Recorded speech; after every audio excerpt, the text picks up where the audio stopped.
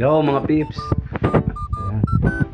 Babiyahe sana tayo dahil Biyernes nga ngayon. Nag-chat si nanay.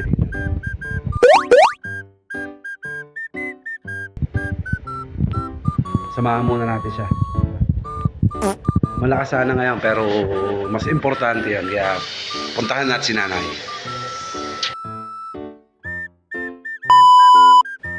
At dahil nga importante ang pamilya, kahit anong ginagawa ko, pinapriority ko sila. Kahit sino sa kanila, nanay, tatay, lola, di ba? Pero bago yan, i-flex muna natin ang ating helmet ulit. Sponsored by Angkas. Angkas lang malakas. At yun nga, naglalakad na nga ako palabas dito sa aming bahay.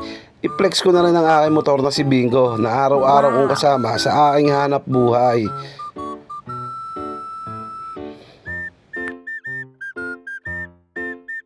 Ayan, nandito na nga tayo. Papunta ka lang nanay at nakikita niyo naman si Ate Len. Say hi. Wala nga. Magay ka. Makakasama ka na nga sa vlog eh. Siya. Magay po kayo, Sir Raymond. Yo, what's up? Yun, nakita niyo naman, nanay ko, aalis kami, naglalaba pa. So, nakaligo na ako. Wow! Ay, laba pa kayo ng laba. Wait lang. Dalawa na lang to, dalawa na lang. Ah, meron pa daw sa bahay. Dalawa na lang. Sinisipag pala kayo. Para hindi na tayo bumabalik dito sa labahin. Dahil nga sinisipagan nanay ko, pumasok muna ako dito sa bahay para kamustahin ang aking kapatid.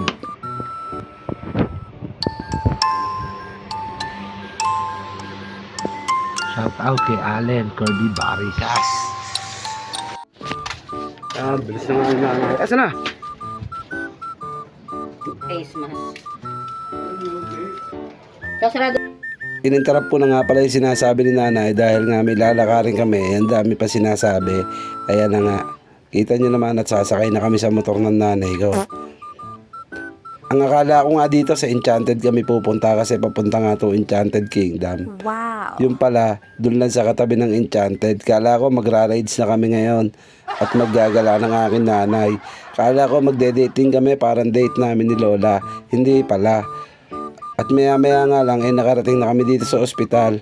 Nagpunta nga kami dito para nga itanong kung kailan nga ba ma-schedule ang kapatid ko. Kaya atin sa Kailangan? Diretso tayo na. schedule to. At kailangan pa nga namin siyang ipa-schedule sa PMP. At yun nga, at dahil doon uuwi na muna kami. Pero bago kami umuwi, meron kaming importanteng tao na pupuntahan.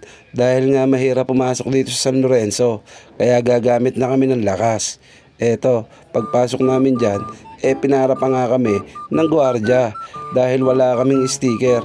Ang hirap kaya pag walang sticker, magbabayad ka ng 20 pesos. Yun nga ang pinagtataka ko. Di ba dapat ID ang hinihingi? Iniisip ko nga minsan kung makakapagligtas ba ng buhay ang 20 pesos. Maya-maya nga lang, nakarating na nga kami dito sa bahay nang pupuntahan namin. Eto nga pala siya, si Mami Sol. Kaway ka sa vlog ko. Ayun. At ibinigay na nga ni Mami Sol ang sticker. Ayan, kita nyo naman. Mahalaga tong sticker na to. Mas gugustuhin ko to kaysa sa mga vlogger na sticker. Kasi dito makakapasok ako ng sanlo nang hindi nagbabayad ng 20. At dito ko nga plano ikabit yan pero mukhang marami ang motor ko kaya lilinisin ko na. At inihatid ko na nga si nanay. Tapos didiretso na ako sa mga karwasyan. Maghuhulog lang ako ng 5. Pero bigla akong nakita si Kayapak TV. Hello Kayapak TV, how are you? Peace. At dumiretso na nga ako sa may karwasyan. Maghuhulog lang tayo ng 5 piso doon. Tapos tayo na yung magkukuskos. Dito nga lang pala yan sa Purok 2. Sa may kanto.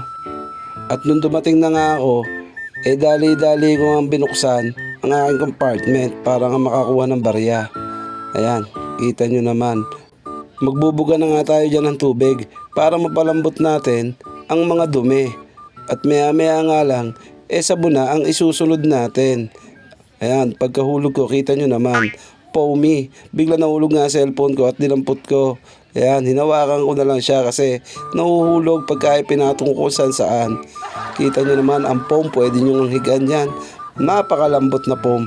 Maya-maya, kinuskus ko na nga ang aking motor para pag ikinabit natin ang sticker, Eh wala nga tayong dumi na matatakpan at para mas madikit na rin ang kapit ng ating sticker. Naalala ko may 3 linggo nga pala akong hindi nakapaghugas dahil busy sa pagbiyahe at sa mga inaayos ko dito sa bahay. Ayan, montage na natin yan. Medyo marumi pa nga. Pero alam nyo ba, 40 pesos na naubos ko dyan. Dapat pala pinakarwash ko na lang para mas malinis. Ganon din naman pala ang kalalabasan.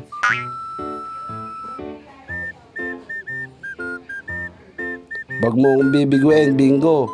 Ikaw lang inaasahan ko sa araw-araw na hanap buhay ko. Tampaling kita dyan eh. At ayun nga, nakarating na nga ako dito sa amin. Hindi ko na nga na-video ang pauwi. At yun nga, ang plano ko dito ididikit yan. 'Di ba? Mas maganda siyang tignan at hindi nakaharang kung saan saan. Oh, 'di ba? Ang bilis ko magdikit ng sticker. Goods na yan. Okay na okay. Oh, I love you all. Salamat sa panonood.